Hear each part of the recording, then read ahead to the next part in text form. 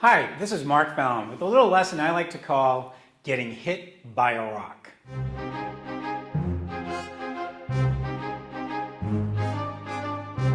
As leaders, we have to remember that our most important job is to defend our people. And sometimes that means defending your people even when they're wrong. Years ago, I was in the Army. I had this opportunity to have a great and unique job. I ran a sniper school. Now, snipers are very interesting people, especially the 5 highly trained non-commissioned officers assigned to me as instructors. They knew what they were doing and they knew what they wanted. We were having a great time with the school, and I got a call from the general. He wanted to come down and check it out.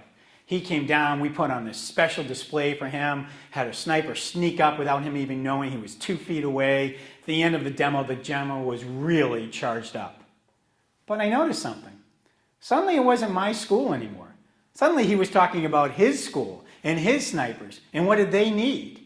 So he pulled me and my instructors together and asked us, what did we need? What was going wrong?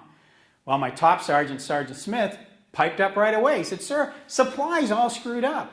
We have special weapons, we have special ammunition. They don't know how to get us our parts, and they don't know how to service what we're doing." Now, I'm standing right next to Sergeant Smith, and I didn't say anything. The general smiled and said, "I'll take care of that."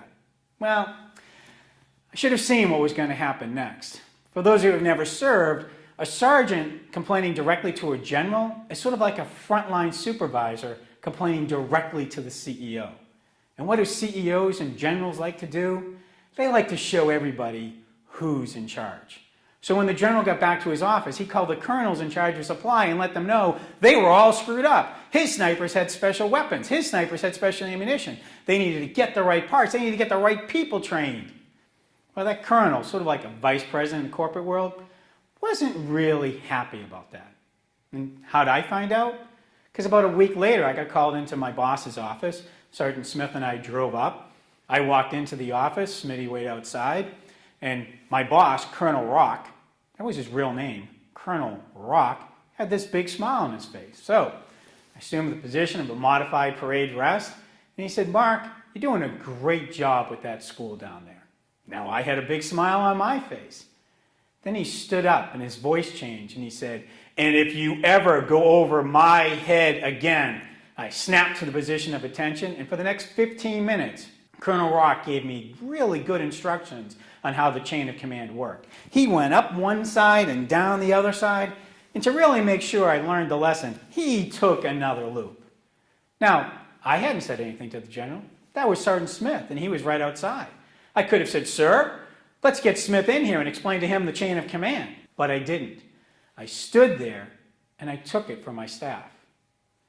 When we finished, saluted the colonel, turned around, walked out. Smith comes up to me and says, "Sir, let me go in and explain. That wasn't you, that was me." I said, "Sergeant Smith, this situation is over. We've got work to do.